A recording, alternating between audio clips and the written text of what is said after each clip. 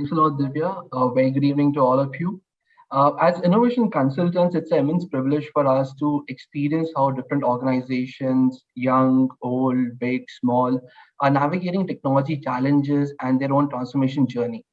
A key aspect of this journey is collaboration, especially given an environment where the resources like talent are extremely scarce, speed is of essence, and both public and private markets seem to value growth a lot more than profitability, which is there. Now, in this conversation with a host of operators, what we are looking to do is to dive into their experiences to find how companies are really thinking about collaboration and how do they really create these wins from different activities, right?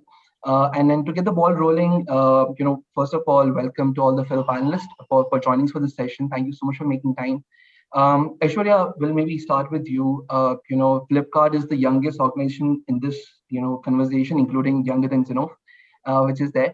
And you have this unique story of, being a startup and then also becoming face of the Indian innovation ecosystem, not just the startup ecosystem, which is there.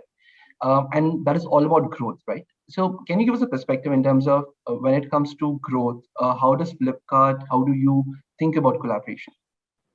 Yeah, sure. First of all, thank you for having me here today, Atit. It's a great panel and also a very pertinent and important topic for the Indian ecosystem where we are today, right? And so Flipkart is the poster child of India's homegrown brands. While our entrepreneurial spirit has shaped our evolution into becoming the front runner in our space, we haven't really gone the whole hog alone. From our very small beginning to being India's most valued startup, I think our journey is steeped in innovations and continuous collaboration. In the recent past, especially with the background of COVID and everything that's happening around us, we have further refined how we look at partnerships and how we want to collaborate with different players in the ecosystem, especially the startup ecosystem, right? Flipkart Leap, has been one such initiatives exclusively aimed at helping startups grow and scale their products. While they were all the elements of, a standard curriculum, a primary objective here was to work closely in shaping their roadmap. We had one-on-one mentorships and more importantly, an opportunity for the startups to work with Flipkart and Mahindra to validate some of their solutions. But what really came out through this exercise is that we realized we have benefited a lot from the association with these startups. Our uber objective is to really create exceptional value to our customers. And the speed and flexibility that these young startups inherently possess ensure that we keep pace, that we continue to think like a startup ourselves. And in fact, as we design our next steps for our, the coming year and the next year, we strongly believe that this element of collaboration with startups is very viable, and it's a real opportunity for growth, for sustainable growth for all parties involved. And this works for both near term and long term, right? There are a lot of internal innovation initiatives that we run today, but they kind of tend to gravitate around incremental innovation. But what we are finding is that collaboration act as catalysts for rapid changes for us. They work beautifully, not just with individual partners, but also in conjunction with other large entities where we can kind of nurture startups together. And that's something where we see great value in our journey, and we are setting up multiple structures to be able to do this effectively. And I think that's a great point there, Aishwarya. The fact that there is the structure part, right? I think what we have seen is that many times companies want to collaborate and they want to move fast, but sometimes this whole fail fast is read in a wrong way where they don't want to put the process in, and then that process is what you really need, right? In terms of that scale coming in, which is there. So let me sort of move from here to the other side of the table, right? Pankaj, this for the organization, definitely not for you, but PB is like the oldest organization in the room, right? So how do you look at partnerships? Like it's a long journey. Can you give us a perspective on that particular piece, and how do startups fit in? Thanks, Atit. Good evening, everyone. let me give a brief first intro about Pitney Bowes. Pitney Bowes is a global technology company that provides commerce solution across mailing, shipping, lockers, fulfillment, cross-border e-commerce, and in the financing space. Uh, as you mentioned, Pitney Bowes is indeed a 100-year-old company, which started with the postage meters in mailing domain. But the company has seen a major transformation in last 8 years or 8 to 10 years. 10 years back, if you look at our journey, 90% of revenue was coming from mailing, and now we are generating more than 50% of our revenue from shipping actually. And the startup mindset, startup partnerships is playing it's playing a major role here actually. So let me take a quick example about startup ecosystems that we are working with. So we partner with an Indian startup that helped us enter and really understand the shipping business in India. We have a similar go-to-market strategy in Australia. We are evaluating partnership with Indian startups that would accelerate our growth in shipping adjacent space. There is another partnership which is doing great work with clients through a refined client experience and smooth onboarding of the different businesses. So Pitney Bowes is right. So Pitney Bowes is really leveraging startups at different facets of business to innovate, enter adjacent spaces, and accelerate time to market.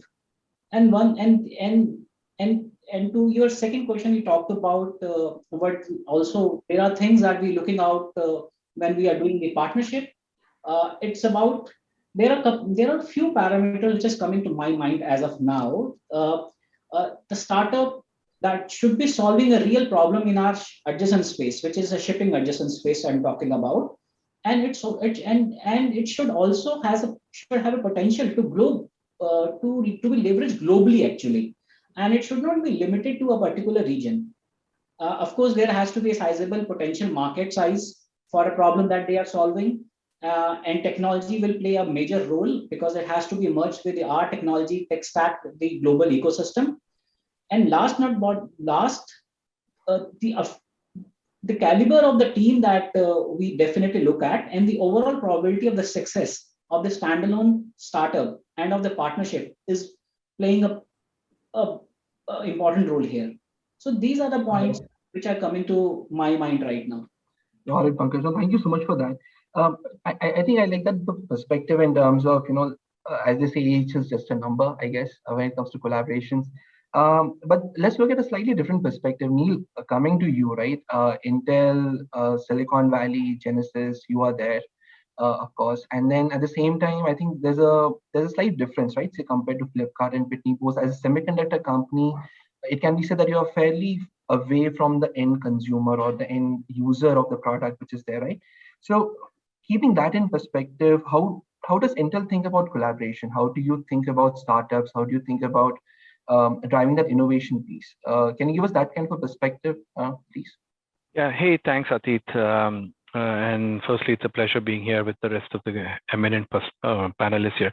So, collaboration is in our DNA, right? Being a silicon company, you cannot really do anything till the time you collaborate with people who consume the silicon, right? If you look at it, eventually what gets consumed is not an ingredient product. Silicon is an ingredient product.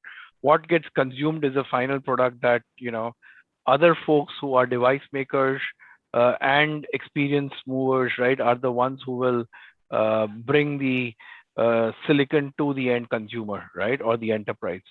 Now, for us to be successful, it is imperative that we collaborate with people who are bringing the use of the technology in front of the consumers or the enterprise, right? Just to give you an example, if we weren't collaborating with an IBM or a Dell, the laptops wouldn't have been what they were, right? Just as an example, right? Similarly, if one of the greatest things is if you look at, and Apple probably started this, right? And I don't want to take away credit from some of the other great phone manufacturers as well. But when you brought about the touch display innovation, you had to work with a whole bunch of players in the ecosystem, right? Who were display manufacturers, people who were building memories to kind of say, hey, I want to get this slim, right? And it's not just about you; it's about the rest of the people marrying to your vision and coming forward to it.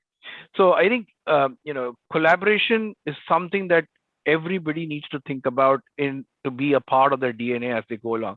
Now, whom do they collaborate with? Sometimes it's collaborating with their supply chain. I mean, and one of the most prominent examples is, if you probably, and I'm sure Aishwariya knows this better, they must be collaborating with their retailers day in and day out, right? Collaborating with them on what campaigns to run, what to position, which season, etc., right? So it's not just about product; it's about the whole experience that we do, right? So I think we all have to start thinking about it. But there's another element of collaboration, right? And that other element of collaboration is also about how do you lift the ecosystem, right? Because we can't keep living in our silos and say, hey, because I want to get that next great phone, I'm only going to talk to my suppliers, right? If you have to think about it from a perspective of the larger ecosystem that is there in India, right? And we are the third largest startup ecosystem in the world, but when it comes to deep tech, it still is way behind Israel today, right? How do we lift this, right? And especially in times like when AI is becoming the budding technology or the budding, flavor of the season, and AI is a lot more closer to, the talent skills of folks in India, right? We are almost one of the largest AI talent pools. So that's the other place where corporates need to start coming together, whether it's corporates, whether it's industry bodies, whether it's startups, whether it's venture fund, right? How do we come together to kind of see what's required for this nation to grow? Because once that entire ecosystem grows, right, the funding available to the rest of the startups starts becoming far more easy. Let me give you an example. Right. A VC has a choice on the same technology from a Israeli-based startup and an India-based startup. Where do you think the VC will go, right? In all probability, he'll go to the Israeli-based startup, right? I mean, all rest of everything being the same. Exactly, right? And that's what we need to kind of start looking at. How do we nurture and create this whole Indian ecosystem as well? No, absolutely, Neel. I think you touched upon two great points, right? One is, I think many times we see the final product, iPhone being one great example, and if you start to pull it apart, you realize there's so much going on behind the scenes in terms of making that product possible. And the second piece also being that there's this whole human/perception aspect to collaborations, to ecosystems, which can be only solved in terms of people coming together. Building on that, Lalitha, coming to you, SAP.io ends up working with startups in terms of co-innovating, right? And very similar in terms of what Neel shared. It's like if SAP.io is a platform, then you have two customers, you have startups, and then you have customers of SAP, right? And the idea is to make sure you deliver value to both of them. So how do you think about success? How do you think about creating that value, and how do you sort of bring it to life? Yeah, great, thanks. Firstly, I suppose many know what SAP is, but we are a software solution provider of solutions to businesses, companies, organizations, as well as governments, and we run with the mission of helping the world run better and improve people's lives. So we have a multitude of solutions. We work B2B and in some cases B2B2C as well. Startups definitely are an opportunity for us, for SAP, to grow our addressable market, and we're looking at how we can augment our SAP solutions to our customers and enhance the value alongside the SAP solution. So it's always been partnerships is always in the DNA of SAP.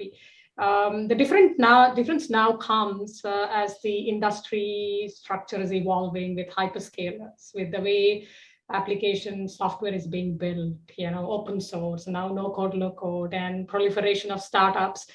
It's just that the landscape and color of the ecosystem has changed from what it was an on-prem world, then coming to a deployment of cloud, now to emerging technologies with mobility, machine learning, AI. And at SAP, we are very cognizant that we cannot do everything by all ourselves.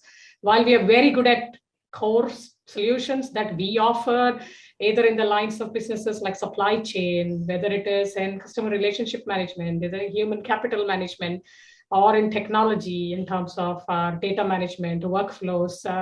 While we provide all of these, we know that there are out disruptive solutions. When they partner with SAP, we really can move the needle of digitization and what innovation means for our customers to jump the next S-curve. So from that perspective, we now started to see startups as the next gen ecosystem for us.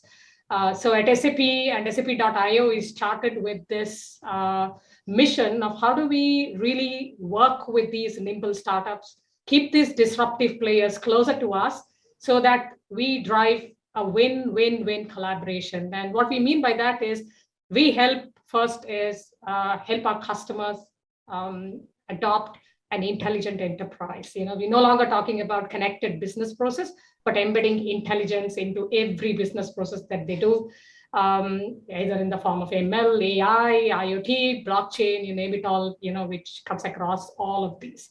The second is we also are looking at every process that we have, that the startup is not an Accenture or a PwC or an IBM that we are used to working for the last 40 years.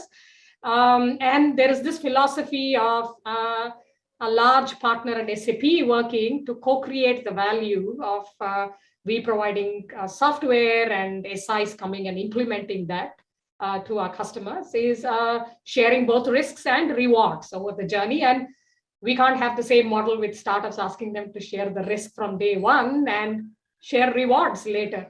So one of the things that we do in SAP.io is to really see how we can remove the friction, keep things on a low tax for startups until they find the first customer, so that we can help these entrepreneurs become widely successful while they are surrounding us in the ecosystem with us.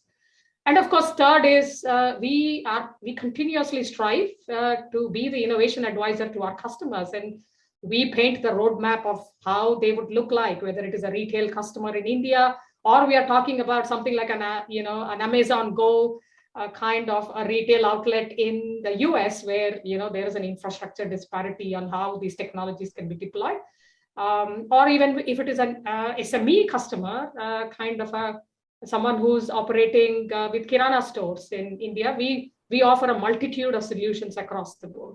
So, we always, from our account executives to everyone, is about how do we stay as a innovation advisor to a customer.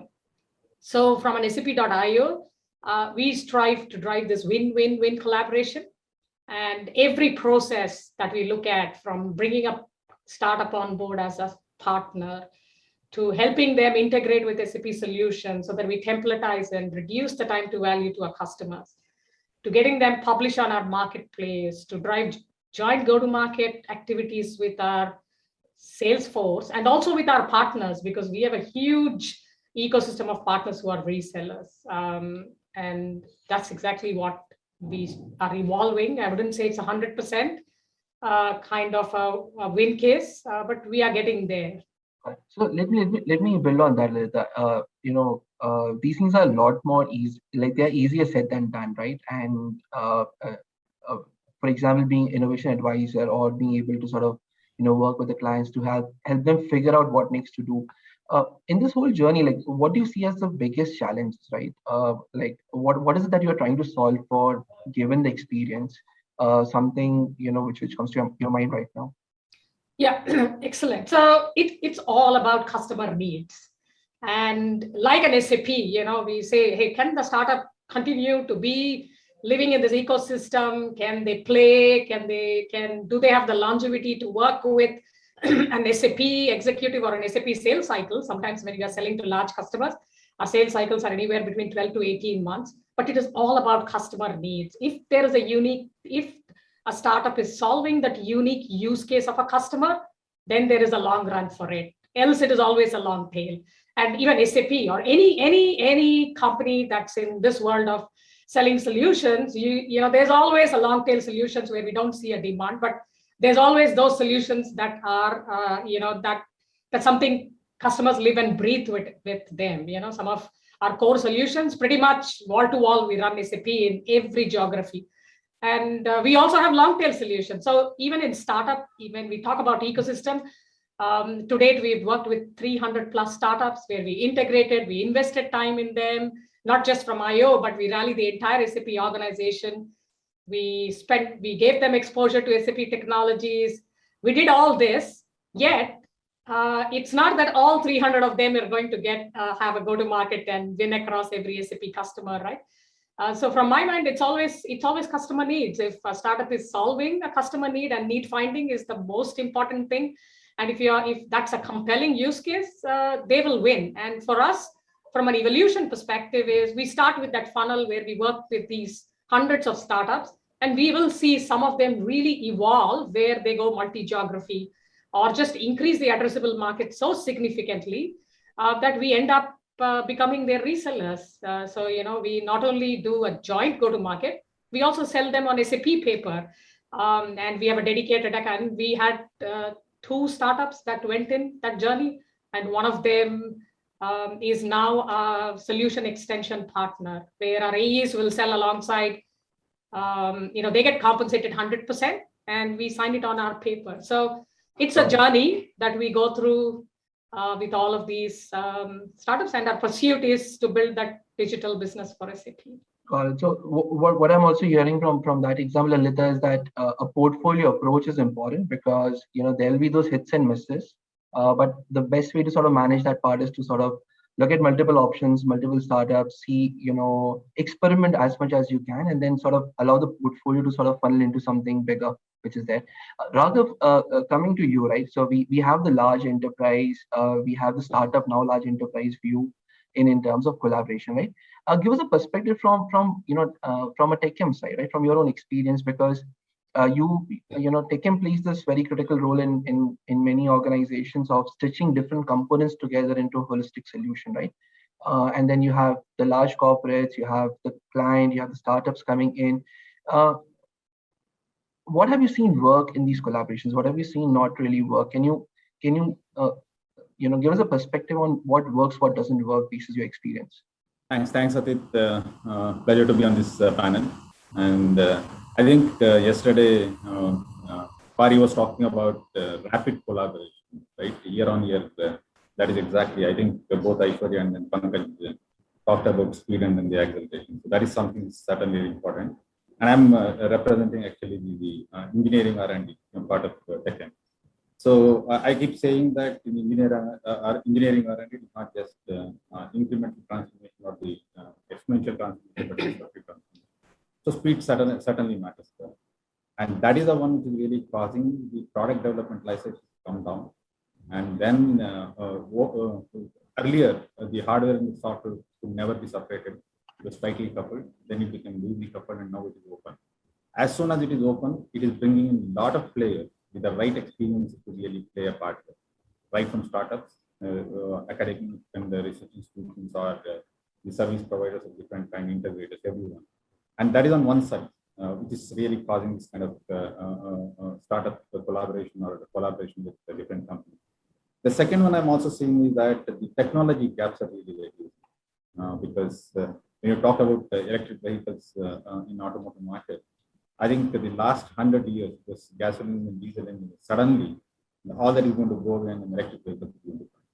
So the knowledge that was there, it was built up in companies for the last 7-8 decades or more, is suddenly going to go away, and then we can really control. So that is the second reason why startups will start coming. And the third one I see is that the convergence of technology.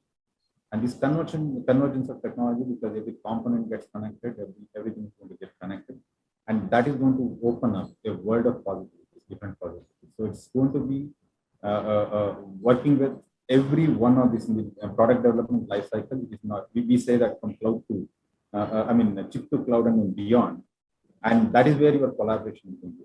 So we do collaborate with people, with startups where you need the competence on one side when you're talking about autonomous or electric vehicles for motor, battery, autonomous, for example, say it could be radar or image processing or whatever it is on one side, where you need competence, because these are the people who can really bring the competence to the tech.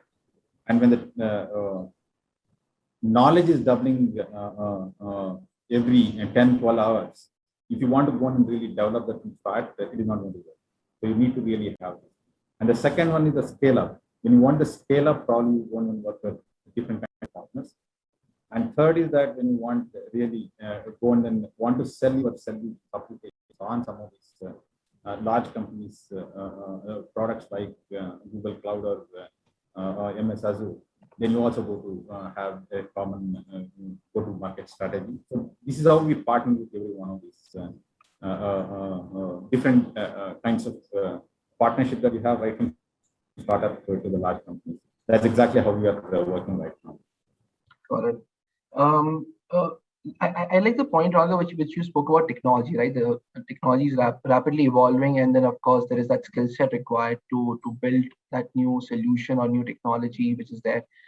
Are these partnerships also a way for you to increase experimentation? Would that be a safe way to sort of talk about, when you look at collaboration, it's not necessarily always about the dollars, but is it also about running more experiments, or is it always about the dollars?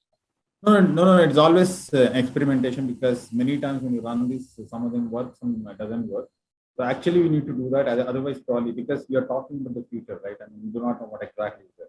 I keep saying the product today, whenever you go and buy that, earlier it used to be probably the best product that it is all available at the purchase point of time.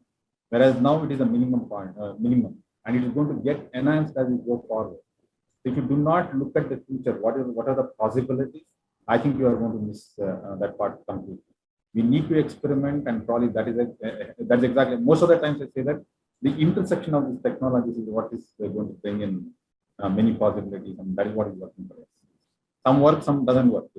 And depending on that, we also take appropriate partnerships, whether we want to invest, whether we want to have a joint venture, or whether we want to acquire, depending on the appropriate situation at that particular point in time. Got it. So Neel, I'll maybe come to you on this, right? So Raghav spoke about evolution of technology and how things are moving really fast, and I think this connects well back to what you were mentioning in terms of industry collaboration, right? Because when the technology is evolving, it's not just one component of it, it's multiple things around it which is changing, right? Going back to the iPhone example. And I love that point that you made is in terms of how the industry should potentially come together in terms of collaborating, and not just doing it, oneself, but at the ecosystem. How do you nurture and build out the ecosystem? Now, what we have here again is a great opportunity, but we also have this element of eventually large organizations coming together. There are people, designations coming together. So what's your take on that? Like, how do you make something like that successful? Is it viable? How do you go about doing it? So, firstly, I think Lalitha mentioned this in her speech that she gave, right? There's no one single company who can do everything. Right. So it would be naive for any of us to believe that, look, I'll do this on my own. I will not let anybody else know, and I'm going to go put the flag on the moon first, right, or on the Mars. So it's not going to happen, right? These are tough days of competition, right? So you really got to be drinking your Kool-Aid if you think somebody else is not on really breathing down your neck on that one. So I think. So one is that part of it, right? The second is also, look, let's not forget the fact that we are all operating in India today, right? We are all looking at the Indian ecosystem, right? For that matter, right? I mean, I'm sure everybody's looking at global startups from here as well, right? But it's your 90-10 ratio, right? 90% of your startups are still local. Then you look at the maturity of the Indian startup ecosystem and say, can I really get something, which is where I can take that run on my own without any competition breathing down on me and put the flag on the planet of Mars? It's not, right? It's not going to happen. So that's where you kind of say, okay, I would rather than focus on how do I get the energies of the ecosystem to grow, thereby being able to figure out where I catapult myself ahead, right? That's one. The second is some of the newer technologies itself, right, really need the people to collaborate, the larger enterprises to collaborate. I'll give you an example, right? AI, for that matter, everybody knows the goodness of the model is on the data that it has got trained on, right? If the data set is only small, the model is as good as the data set it was trained on. Now, how do you get more and more data sets to the AI startups, right? By different people coming together in that vertical domain. Let me give you an example in healthcare, right? Or for that matter, even in retail, right? if there was a startup who only came to Flipkart, only trained on the Flipkart data set, right, may have a great, learning from it. But if that was with, let's say, anonymously, I'm again saying, right, miraculously it did with Flipkart, Amazon, Jio, and somebody else, right, his algorithm would be a lot more powerful, right? And then Flipkart would be saying, man, I think I want to go acquire that company out next, right? So that's the other piece, right? We as industry need to figure out how we kind of look at and say, collaborate with each other, whereby still keeping our core competencies together. One of the philosophies that we do believe in Intel is that this is our core competency. This is where we will not go collaborate, but the rest of the area is open for us to go collaborate on, right? Right. And that's where you kind of start finding out and determining areas of close working with the others, right? So if you take that angle, I think there's a lot of stuff to be done, right, within the ecosystem. And again, I just mentioned about, from a technology perspective, AI and data sets, right? Let's take the other example in IoT, right? You have an advent of AI coming in, which is a whole bunch of supercompute power. When I say supercompute, not literally, but strong compute power coming in the edge analytics, right? On the other end, you have 5G coming up, right, which is moving data. Now, imagine if I only look at the edge and I don't bother to look at innovation on 5G, I'm still doing an incomplete experience and incomplete solution, right? So again, it's very important that I get the 5G guys, I get the people who are innovating on the edge, I get folks from, let's say, people like TechM on the line who can stitch the whole solution, and that's where innovation will start really getting fostered and that scale coming out. And I think that's the missing gap that we all need to start striving towards coming together. No, absolutely. I think that's important. I think it does solve for knowledge, it does solve for experience, it solves for time, which is there. But I think it fundamentally solves for creativities, because you have, for that one solution, a lot of different angles and different perspectives coming into saying, okay, how do you really make this better? Aishwariya, I'll come to you, right? And I want to maybe shift gears a bit in terms of the hard part of these things, right? So we know there's immense value in collaboration. We have success stories, in this room in terms of what's happened. And the reason I'm starting with you is, again, I think you carry a lot of personas as Flipkart in terms of size, age, style, everything. There's a strong action bias. Is there a do not do list, for you in terms of partnerships, like these things that you watch out for, or just your golden mantra, something like that? Sure. Yeah, so we do have different personas, like you said, in different partnerships. Although I do think that more than the stage and the size of the company that we are partnering with, what makes all these different is really the goal of the partnership, right? Why you're doing this. And there are distinct goals with which we approach this, right? From, it could just be monetary leverage to helping us understand new innovation, or like Raghav said, helping us run more experiments and improve our internal innovation, or right all the way to co-innovating and building some new stuff together, right? And how you're going into the partnership kind of determines how you shape it and how you put a framework model around it, and what you end up not doing and what you focus on. There are a few learnings, certainly, especially with the work that we've been doing with a lot of startups these days, right? One, of course, the top of mind, what comes to me is do not try to get the startups to work like you, right?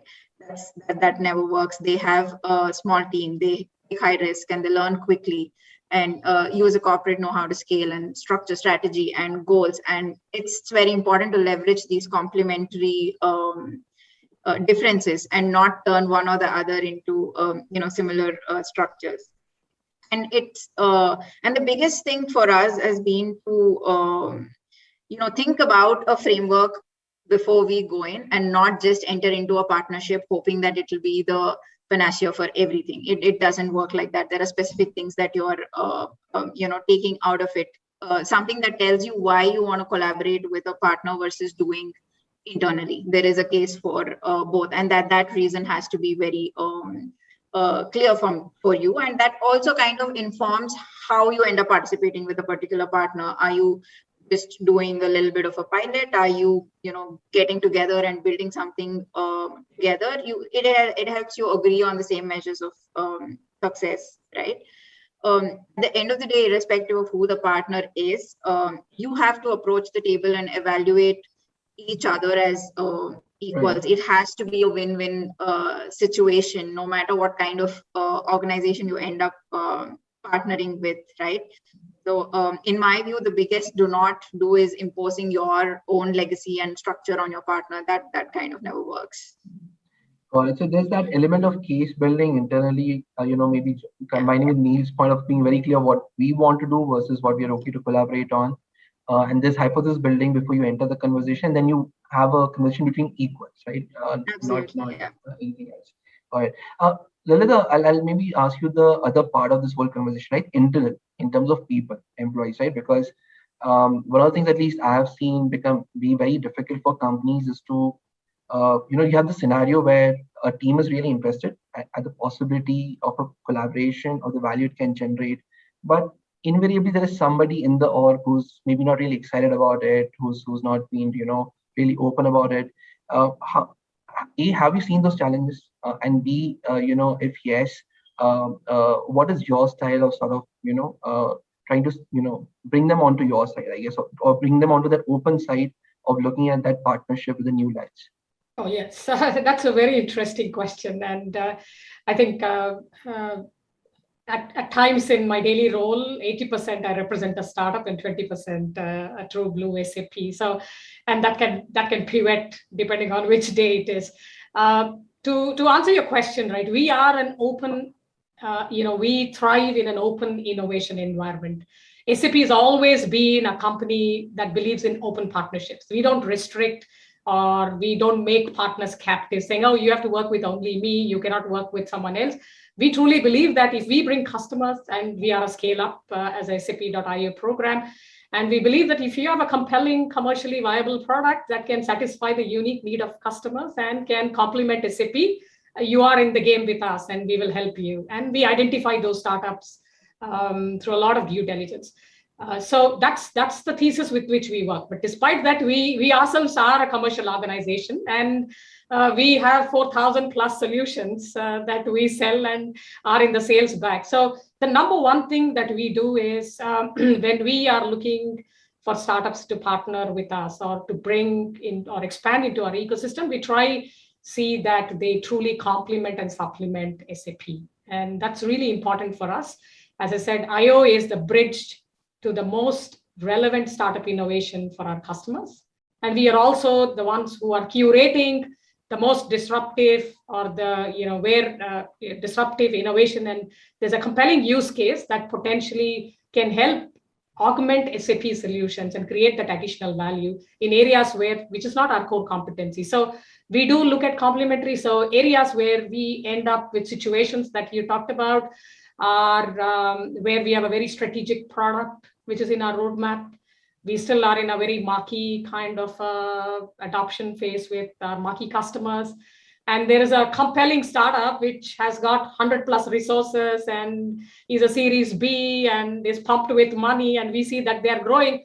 I end up in a conflict with my product organizer saying, hey, I guess they are getting more investment than what we are putting in, we should take in. And sometimes it's that strategic thing that comes in play.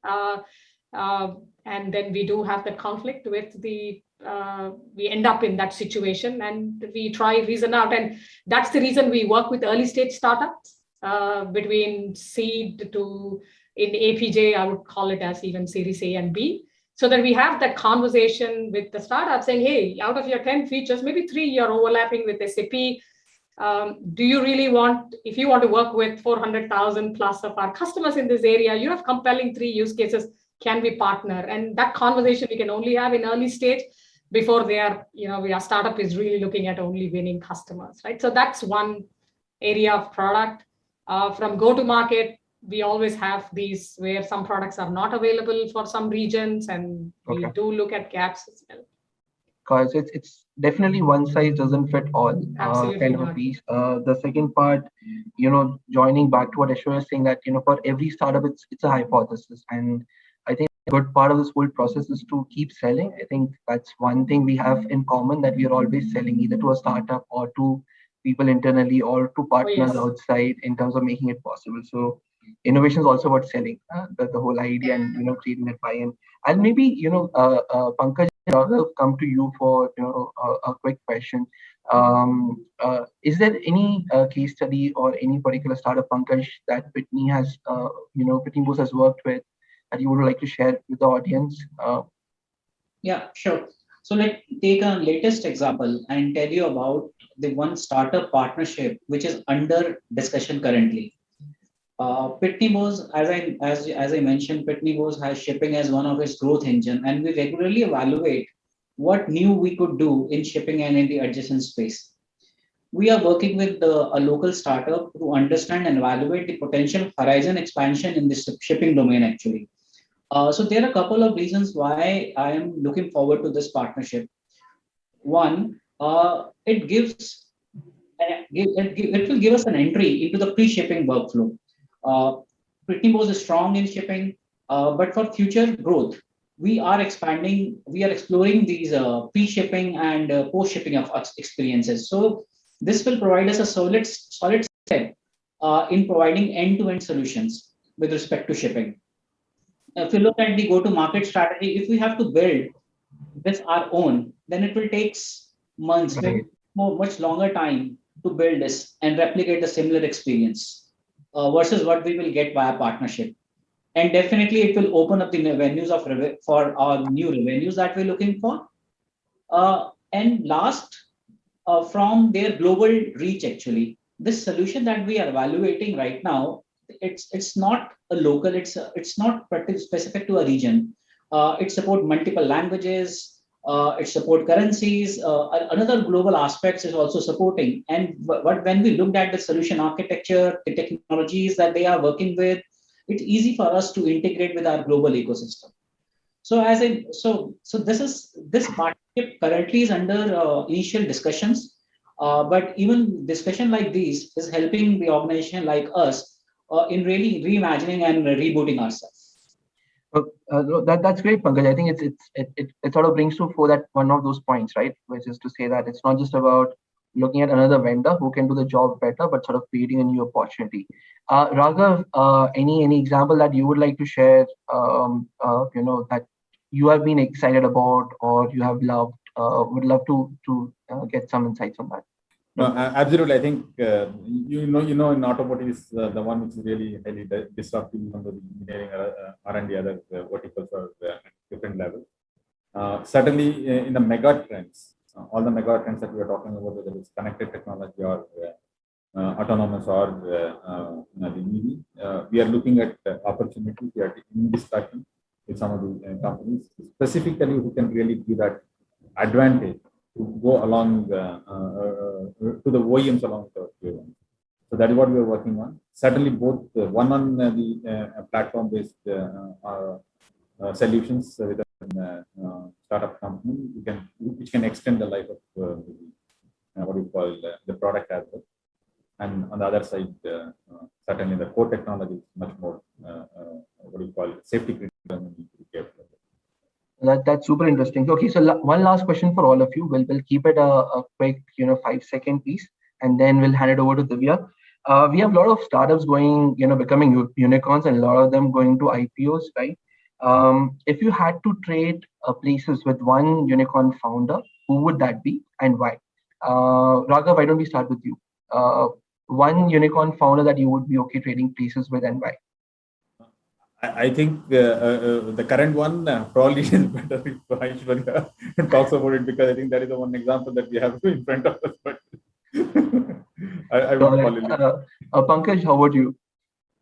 Yeah, if I take one example, maybe I'll take an example of Cars 24, Vikram example, the kind of business, the auction business model that they are using for cars and bikes. I would like to replicate it for electronics, maybe mobiles, and be specifically for the furniture.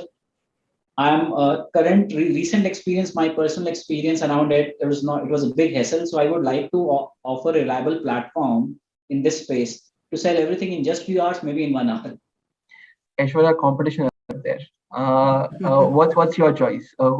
And it can't be Flipkart, right? Because it's not a unicorn. I already experienced the thrill of working in one of the fastest growing companies, right? My heart can only take so much, but it'd be CoinDCX with Gupta, I think, the first cryptocurrency exchange to attain unicorn status, playing a part in shaping up the crypto industry in India when the space is still being regulated. I think that'd be a pretty exciting journey. Absolutely, and just 3 years to unicorn on that whole journey, which is there. Absolutely. Great startup. Lalitha, how about you? Yeah, I think I'm more biased, given my long tenure here in SAP. I think Qualtrics and Ryan Smith, because I truly believe, having worked in business processes and solutions and industries over possibly 2 decades here out in Singapore, I think experience economy is to come, which is something we don't really look at it like a deep tech or anything, but that's the differentiator between consumers buying brands. And so, yeah, Qualtrics and Ryan Smith. Excellent choices. Neel, no pressure. What's your choice? Well, if you're giving me that opportunity, I'll go take the best, right? So, no, but you know what? I think it's Byju's really at this point, because if you look at their journey, they are the world's largest valued edtech startup today, number one. They're flush with funds too, right? They've gone around on an acquisition spree, acquiring all the ingredient and elements that they wish to, right? And probably the right ones as well, right? I think they are at a inflection point where they really, if they do build that strategy right about how they stitch that whole story, right? I think they are on a long run, right? That's one part, but the other part also is the social impact that that organization can carry. Right now, I'm not so sure what's the kind of social impact that they are doing. They're still building that strategy out, if I can read that well. But if think about it, it's got about 8,000 teachers on their platform. I mean, that can just change the dynamics of the whole country, the education system on a virtual mode today, right? I mean, where we have a huge gap. So I think, love to be in that place if there is a way to change that, take that kind of an journey forward. I think they are in a fantastic place where they should be. No, excellent. I think investors definitely love them right now, especially Absolutely. the ones, the companies they acquired. So they are definitely calculating that IRR, which is there. No, but thank you so much, everyone, for bringing that perspective. And I think collaboration is one of those things which is often spoken about, but it's not that easy to do, because eventually it's people talking to people. There's a lot of selling involved. There's a lot of hypothesis, case building involved. There is a definite need for us to be creative, but also do it systematically, because we have to show to people we interact with that how we are systematically trying to reduce the risk, and all of that without losing pace, right? Which is there. And of course, there's that whole balance of how many startups you work with, what percentage will convert, what will be the output, so the whole business of it, which is there. So kudos to all of you for doing that hard work of bringing entities together and sort of being creative. Thank you so much for sharing your experiences. And with that, Divya, back to you.